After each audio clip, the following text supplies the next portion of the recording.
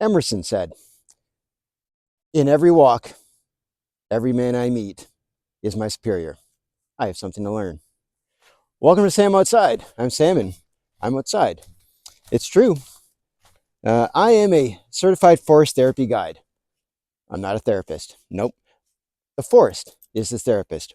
I'm simply the guide. All right. So we all feel it, and we don't really always know how to explain it, but nature calms, nature soothes, nature heals.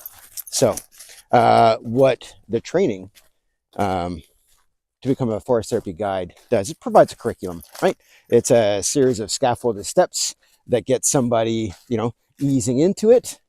And then we get a little deeper and get a little deeper until somebody has a moment of, self-actualization. All right. So thinking about Maslow's hierarchy of needs.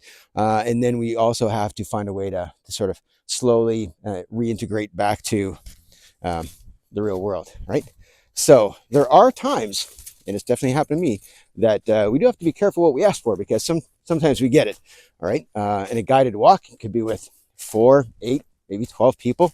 And after an invitation, some people, they find some powerful moments, right? So there's opportunities for counsel, for sharing, and right, there's always an opportunity to pass. Not everyone wants to share, has to share, needs to share, right? But most do, yeah.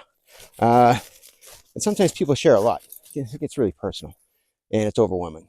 And so, as somebody who's trying to manage the success and the experience for a group, right, as much as the individual is having a moment, having a real emotion, right? Big stuff.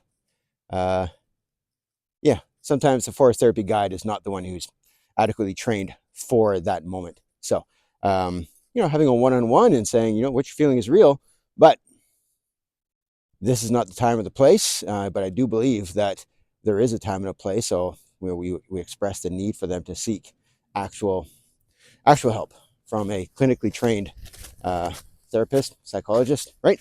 And it happens. So when you're not on a guided forest therapy experience and you're just out practicing your own nature prescription, otherwise known as forest bathing or Shinrin Yoku, that can also happen. Now, for one reason or another, you're out using nature to guide you, and you're finding opportunities where nature mirrors your own life. And sometimes life is it's just challenging.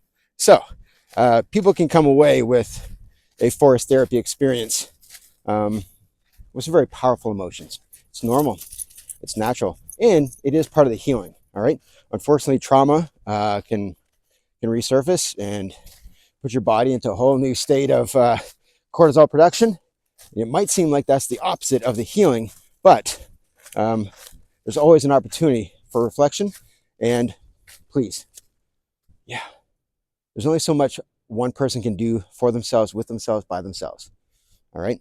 We all suffer from stress. We all suffer from experiences that have changed our lives, provide us direction, opportunities for growth. So if some of those moments are holding you back in some way, all right, creating anxiety or depression, all right, calling it trauma, then sharing helps.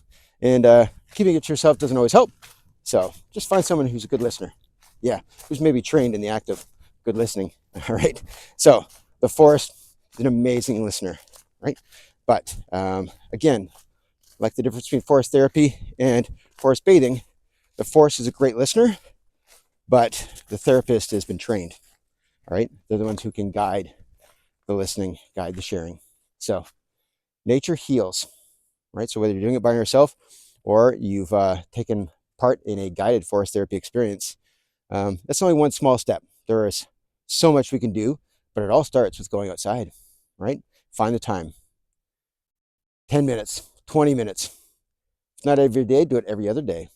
And then if you can, try and find a 2-hour chunk throughout your week, throughout your month. Will make a difference. Hey, thanks for watching. Appreciate you.